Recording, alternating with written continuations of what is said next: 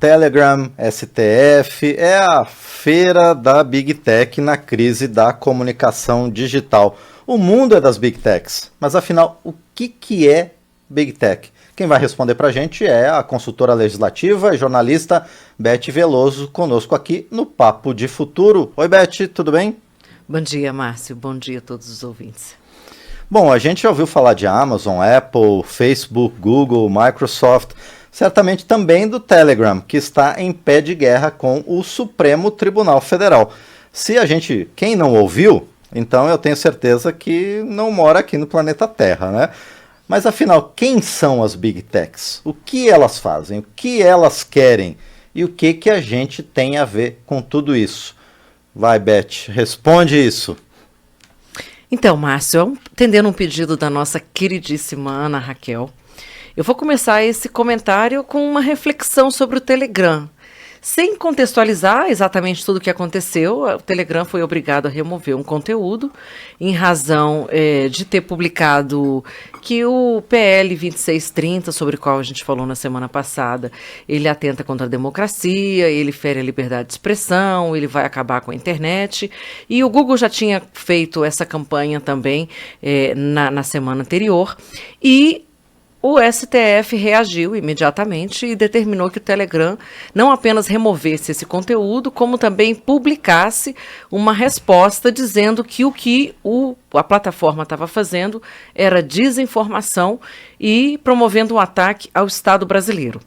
O que eu queria dizer nesse momento? O Marco Civil da Internet, que é a nossa lei máxima da internet, ele limita o dever de agir das plataformas a uma ordem judicial. O que eu quero dizer com isso?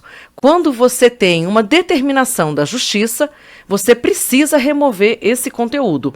E o Telegram nunca mostrou boa vontade com relação ao Marco Civil e com relação às autoridades. Houve várias ordens judiciais descumpridas ou parcialmente cumpridas, que dá no mesmo.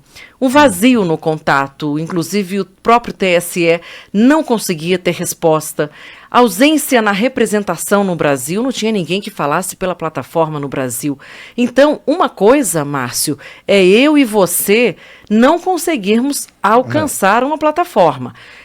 Outra coisa é realmente a plataforma, o próprio governo brasileiro entrar num buraco negro, nesse vácuo que a gente fica, para conseguir esse contato entre a plataforma e o próprio usuário.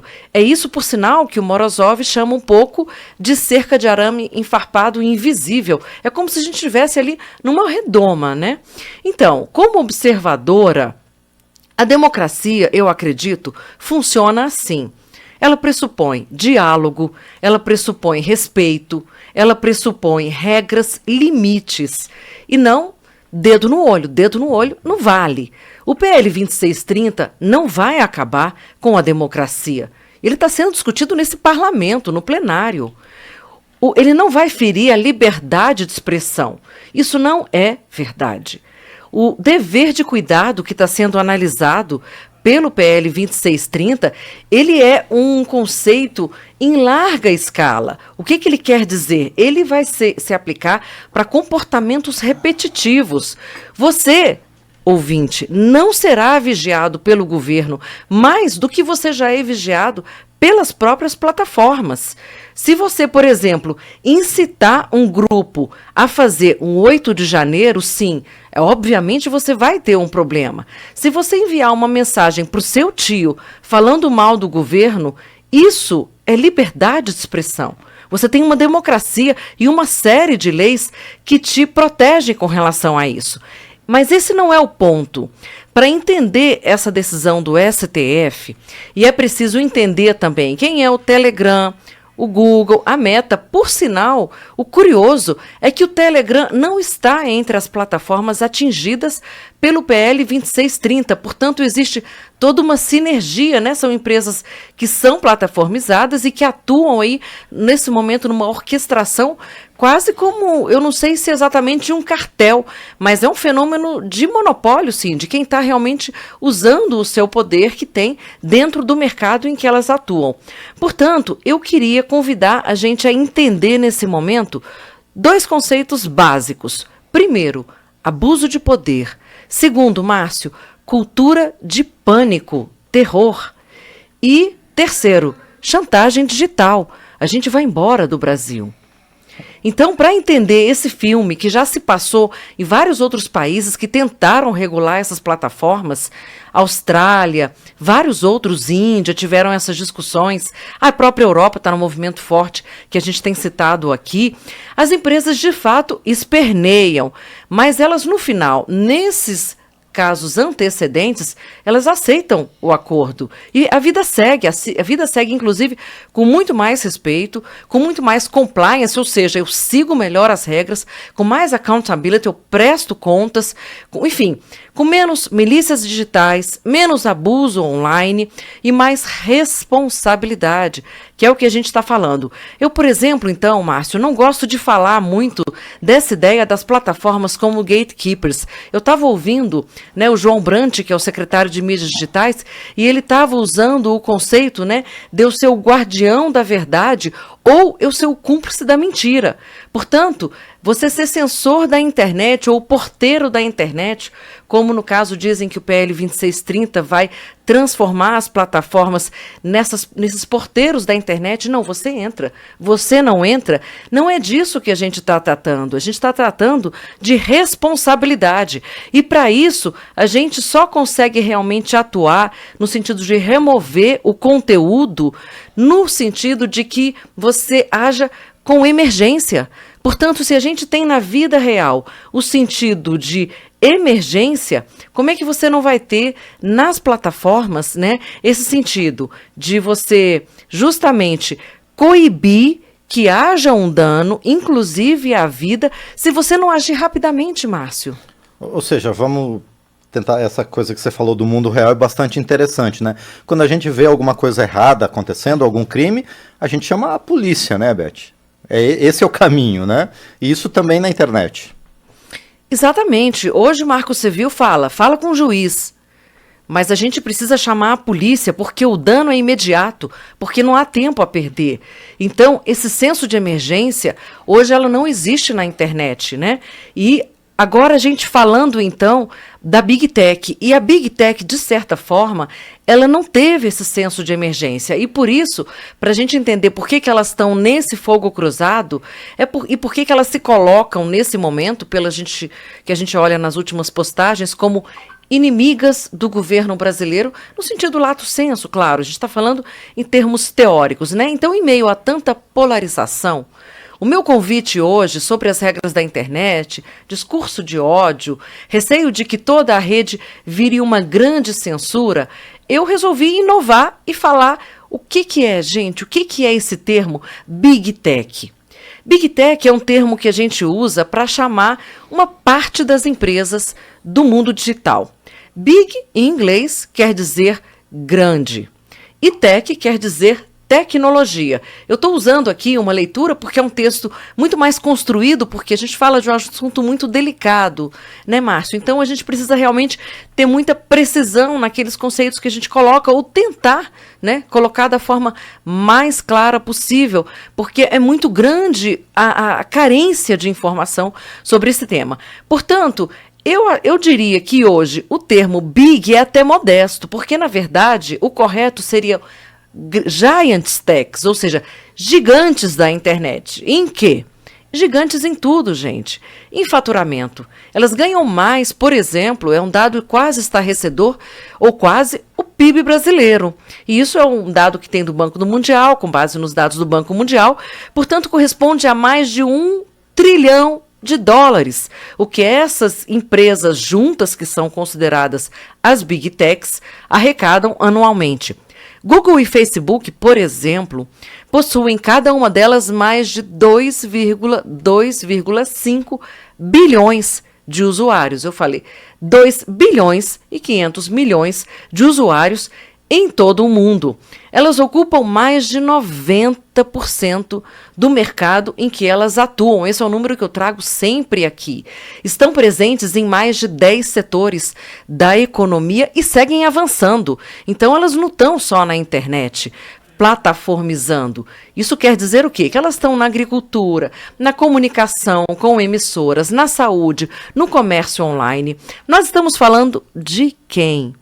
Amazon, que vende de tudo na internet. Estou falando da Apple, que tem os iPhones. Do Facebook, que eu acho que dispensa apresentações, né, Márcio? Estamos falando do Google, que tem mais de 96% do mercado de buscas na internet. E nos conecta também e-mails, vídeos, YouTube. E da Microsoft, que está dona dos softwares que a gente usa na rede. Portanto, Márcio, coincidências incríveis com relação a essas empresas. Todas são norte-americanas. Elas atuam em escala global, exceto China, Rússia, Coreia, Irã, Cuba. Todas elas possuem uma infraestrutura própria para guardar os dados, os grandes servidores, os sistemas em nuvem. Elas também têm sistemas de inteligência artificial capazes de prever estratégias de comportamento presumido do consumidor. E não para por aí, né? Tem regras próprias e se auto-intitulam absolutamente responsáveis. Dizem que respeitam as leis da privacidade, as leis trabalhistas, dizem que pagam os impostos, mas não dizem quanto elas remetem, por exemplo, às suas filiais, nem aos seus acionistas. Usam dados pessoais, os meus, os seus e de todo mundo, mas nunca dizem quem vê esses dados em nome do sigilo comercial, digamos assim, como eles são utilizados, o que acontece com eles, para quem eles são vendidos e o que acontece quando eles vazam. Geram a publicidade, mas ninguém sabe quem paga, quando paga, como cobram, o que é impulsionado, se tem discurso de ódio, se tem abuso infantil, o que está sendo impulsionado e financiado por esses dados. Segregam, removem, organizam, filtram, sugerem, escolhem tudo o que você vê e ouve na internet, mas acreditam que não editam nada e, de certa forma, também dizem que são como estradas, rodovias, que na verdade a gente usa, entre aspas, sem pagar nada, onde todos circulariam, supostamente, em condições de igualdade. Alegam ainda as Big Techs, que respondem a valores éticos e morais, mas os tribunais, a gente sabe, internacionais, inclusive o próprio inquérito das fake news no Supremo e uma série de outros processos, que os tribunais estão muito ocupados com ações de violação das regras das Big Techs e violação por elas mesmas. São empresas mais agressivas e bem-sucedidas, e eu diria, em tirar os novos competidores do mercado, comprando startups, ou seja, pequenas empresas inovadoras que justamente poderiam fazer concorrência para elas. Agora, Beth, com todo esse poder acumulado por essas Big Techs, quem vai pará-las e também como pará-las? Exatamente, Márcio. Tudo que a gente não consegue explicar, que a gente chama de complexo e multifacetado, né? Quando a gente pergunta o que é Big Tech, o que é plataformização, vem esse conceito um pouco amorfo, né? Inovação tecnológica com viés ideológico, né? Práticas anticompetitivas, como eu coloquei, negócios disruptivos, ou seja, uma ruptura muito grande da nossa realidade, como a gente viu na pandemia, falta de transparência, como eu acabei de demonstrar aqui muito rapidamente, uma influência política baseada em manter uma total liberdade, né, e uma ausência do Estado e do poder de tutela do Estado sobre questões que estão aí prementes, emergentes, e tudo isso, Márcio, fez com que as pessoas, de um modo geral, muita gente passasse a torcer o nariz para as Big Techs, né? Não só porque elas são americanas, e aí tem toda uma questão geopolítica dos europeus e de outros povos que não gostam disso, né? Não apenas porque elas dizem que fazem, mas não fazem, na verdade, não mostram o que elas fazem, né? Como, por exemplo, uma moderação muito mais efetiva, especialmente em países periféricos.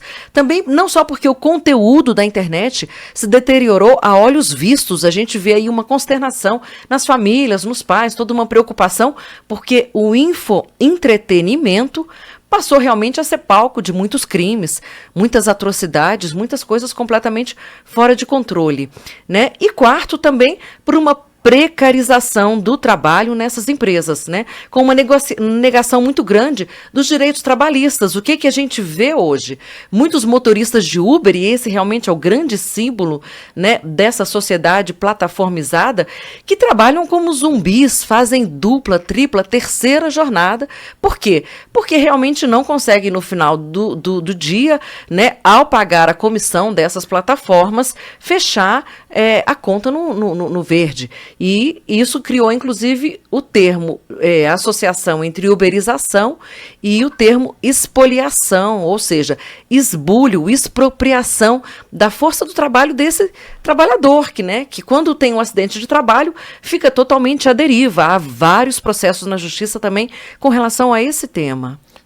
Então, Beth, tem vários temas que você está trazendo que são paralelos, né, à existência das Big Techs. Em primeiro lugar, esse monopólio de algumas poucas grandes empresas, esse ambiente propício para promover o discurso do ódio, uma concorrência desleal que sufoca, né, as empresas concorrentes que não conseguem encontrar mercado, e por último, isso que você falou também dessa exploração predatória da mão de obra.